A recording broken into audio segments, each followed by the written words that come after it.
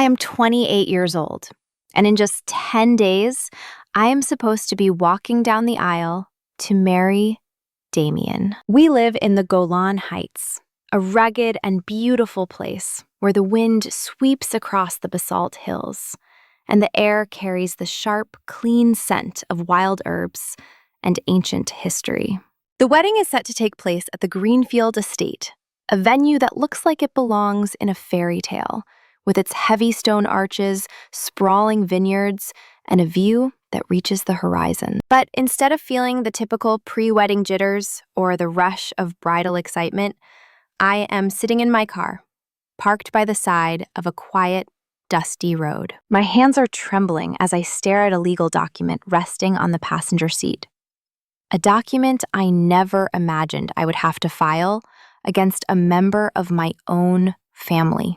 This is a formal restraining order against my younger sister, Florence. To understand how we reached this point of total emotional collapse, you have to understand the 26 years of shadows that Florence has cast over my life. Growing up, Florence was the sister who everyone noticed first because she possessed a classic, effortless beauty that seemed to radiate from her. She was tall, blonde, and thin, looking exactly like the porcelain dolls our grandmother used to collect and display behind glass. But behind those striking blue eyes was a calculated malice that she began using as a weapon before she even reached high school. She spent her teenage years constantly reminding me that I was the other sister, the dark-haired one with a heavier frame, who lived in her golden light. I remember being 15 years old and hearing her whisper to our cousin that I looked like a before picture in a makeover show that was destined to fail. When I was 17 and losing sleep while studying for my finals, she would sit at the dinner table and sigh with theatrical pity. She would tell me that if I spent half as much time exercising as I did reading, maybe a boy would finally notice me for once. Our parents never showed favoritism, but Florence acted like every success I achieved was a personal theft from her own destiny of being the center of the world. The day I graduated as valedictorian was supposed to be one of the proudest and most defining moments of my young life. But as I stood on that stage, trying to deliver a speech that I had worked on for months, I saw her in the front row, bored and restless. She wasn't listening to my words. She was intentionally talking loudly to our aunt about a party she wanted to attend that weekend. I had to pause my speech and wait for her to finish her sentence, while the entire audience of hundreds turned their heads to look at her. Afterward, she didn't offer a single word of congratulations. She simply told me that my speech was boring and went on for far too long. 3 years ago, everything shifted in my universe when I met Damien. For the first time in my life, I felt like someone saw me for exactly who I was, without comparing me to a golden blonde standard of beauty. Damien comes from a family that is incredibly wealthy, deeply traditional, and rooted in the social fabric of the Golan Heights, like the stones themselves. His parents, Margaret and Charles, owned several successful businesses and valued decorum, family legacy, and public reputation above all else. When I first introduced Damien to Florence, I hoped for a fresh start. But she didn't even pretend to congratulate me. Instead, she looked him up and down and asked him right to his face if he had recently suffered from vision problems. Damien didn't take the bait. He just squeezed my hand firmly, looked her in the eye, and told her that his vision had never been clearer. That moment defined our relationship, but it also fueled a fire of resentment in Florence that I failed to fully comprehend at the time. Early on, Damien and I agreed that we wanted our wedding to be a celebration of true love and dignity, with no wild parties or inappropriate behavior. Then, about 2 months ago, the first major twist in this long nightmare began to unfold. Florence called me out of the blue, her voice sounding small, cracked, and filled with a vulnerability I had never heard before. She asked if we could meet for coffee at our old childhood spot, claiming she had been doing a lot of soul-searching and regretful thinking. We sat in a quiet cafe for nearly 2 hours, while she cried and confessed that she had been jealous of me her entire life. She told me she was insecure about her own lack of direction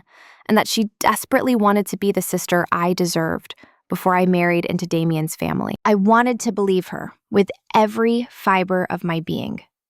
And my mother had been pleading with me for years to give Florence one last chance to make things right. I decided to open the door to my heart just an inch, hoping that our adult lives could finally be different from our competitive childhood. After that meeting, Florence became a constant, supportive presence.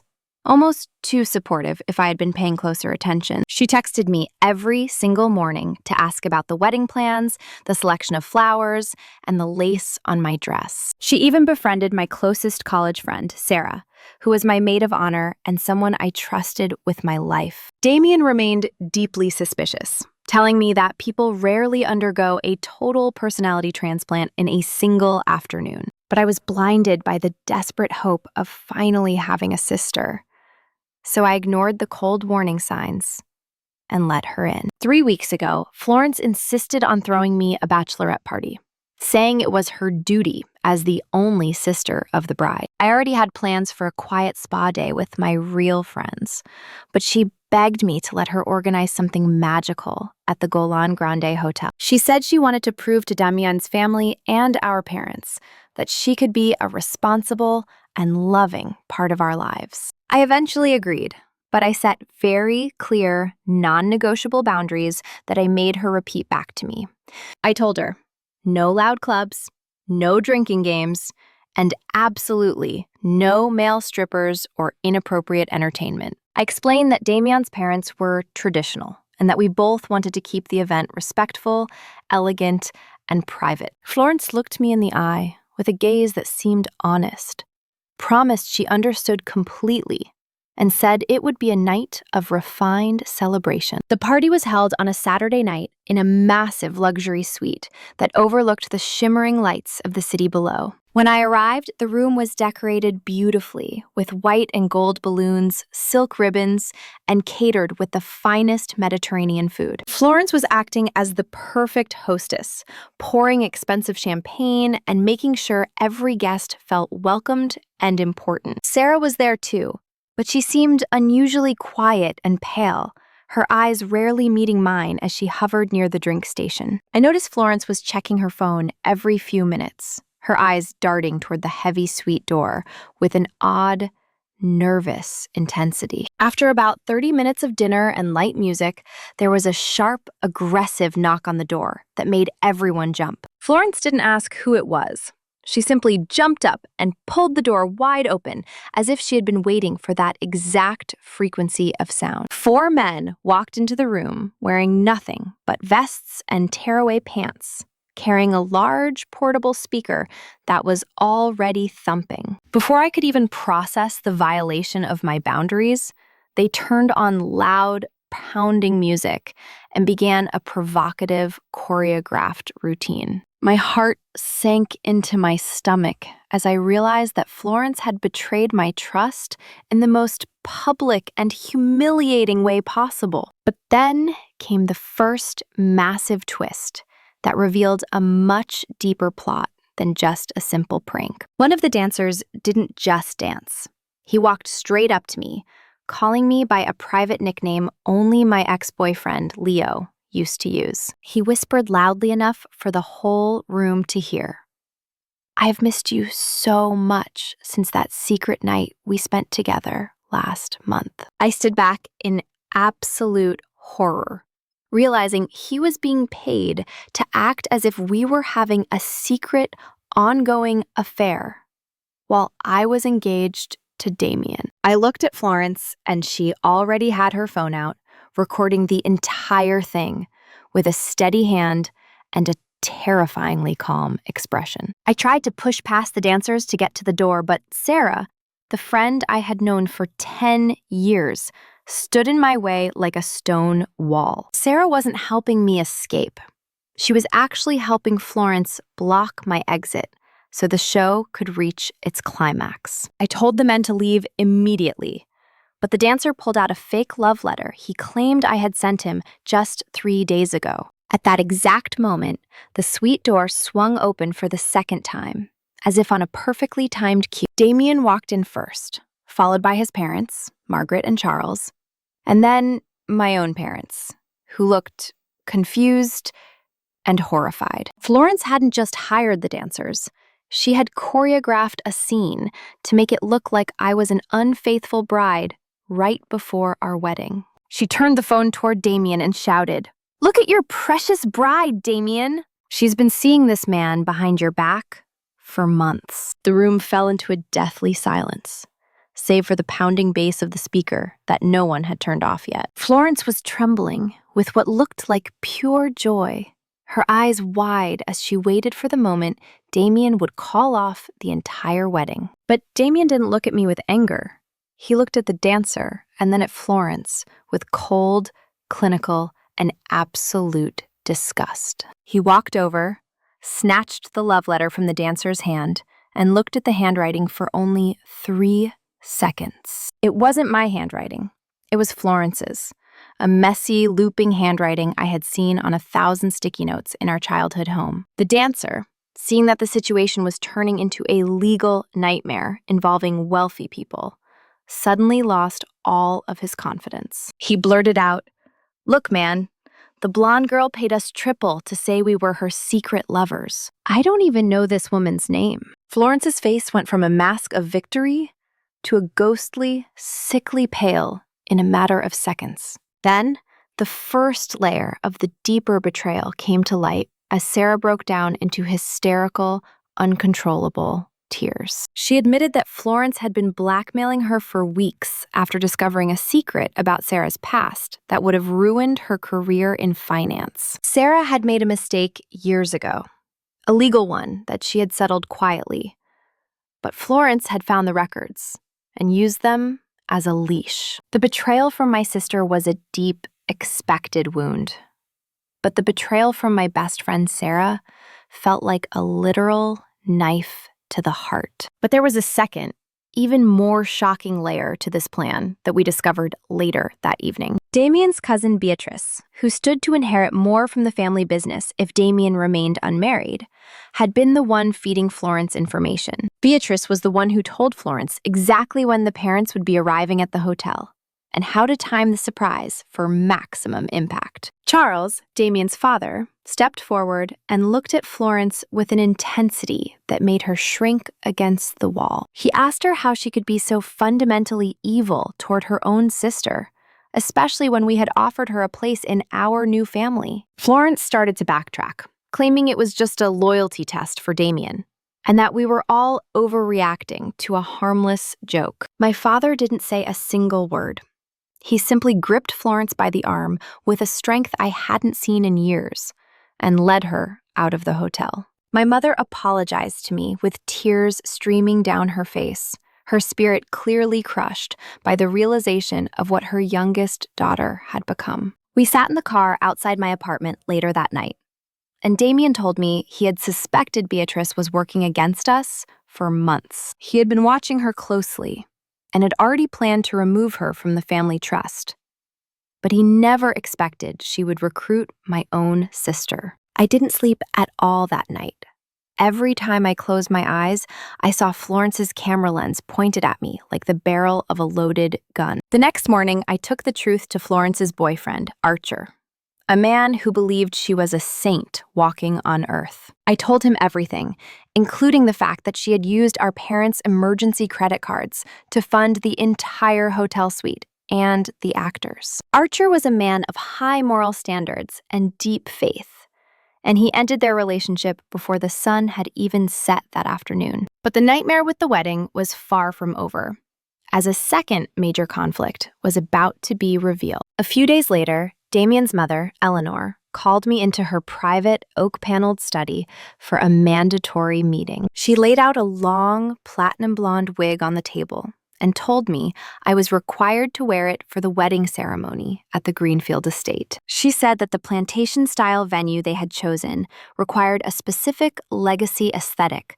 that my natural dark hair didn't fit. I felt a wave of nausea, realizing that Eleanor was trying to erase my heritage and my identity just to please her high society friends. But then I discovered the real, greed-driven reason behind her bizarre and offensive demand. While Eleanor was out of the room to take a phone call, I found a hidden contract sitting on her desk. It was a contract with a major international lifestyle magazine that specialized in traditional elite weddings. Eleanor had sold the exclusive rights to our wedding photos for a massive sum of money, promising them a classic blonde bride for their cover story. She hadn't just picked a venue for its beauty. She had turned our sacred marriage into a commercial product for her own personal profit. She was willing to humiliate me and force me to wear a wig just so she could collect a check that would cover her own mounting debts. It turned out that Eleanor had been living far beyond her means for years and was facing a quiet but total financial collapse. When I told Damien about the contract, the magazine deal, and the wig, he finally reached his absolute breaking point with his mother. He confronted her in front of the entire family, including Charles, who had no idea his wife was selling their son's wedding to a magazine. Damien told her that if she wanted a legacy wedding for a magazine cover, she should have married a different man and had a different son. We canceled the Greenfield estate venue and the magazine deal immediately, losing nearly $40,000 in non-refundable deposits. But as Damien said, that $40,000 was the price of our freedom, and it was the best money we ever spent. We moved the wedding to a quiet, private rose garden owned by a family friend, and invited only the 30 people who had remained loyal to us. Florence was officially and permanently banned from the wedding, but she didn't take her exile quietly or with any dignity. She began a campaign of psychological terror that lasted through our entire wedding week and into our honeymoon. She would drive past our house at 3 a.m, her headlights shining into our bedroom, sometimes stopping to leave dead, black roses. She created dozens of fake social media accounts to message Damien's business associates, claiming I was a gold digger with a criminal past. When she finally showed up at our front door while Damien was at work and started screaming through the windows, I knew I couldn't wait any longer. I called the police, and for the first time, Florence had to face a reality that she couldn't charm or manipulate her way out of. The judge reviewed the security footage of her lurking on our property, the fake love letters, and the threatening text she had sent to Sarah. The restraining order was granted, and Florence was forced to move back into our parents' basement, jobless, friendless, and completely alone. But we knew that as long as we stayed in the Golan Heights, we would never truly be free of her shadow or Beatrice's influence. Moving to the mountains of Colorado was the hardest and most liberating decision Damien and I ever made together. The thin air and the silent peaks here have allowed my soul to finally start the long, painful process of healing from the betrayal. Sarah reached out to me months later from a treatment facility, begging for a chance to explain. But I told her that some bridges are burned to keep us safe. Damien and I are building a life based on radical honesty and clear boundaries, far away from the expectations of high society. I still hear about Florence through my mother's tearful phone code.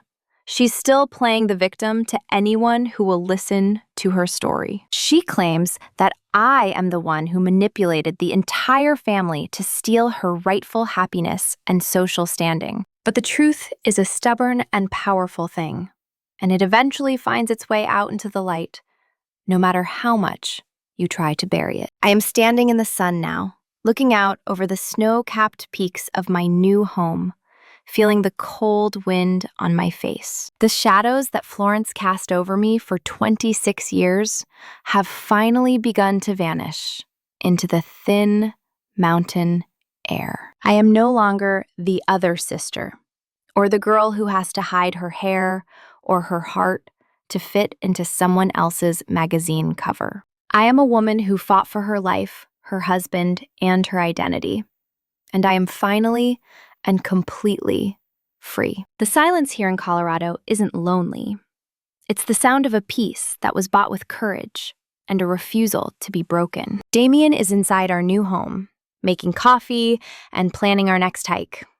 And for the first time, I don't have to look over my shoulder. My sister's face is a fading memory, and Eleanor's demands are just echoes in a valley I have long since left behind. I have realized that family is not defined by DNA, but by the people who stand by you when the world is trying to set you on fire. And as the sun sets over the Rockies, I know that I have finally found my true family and my true self.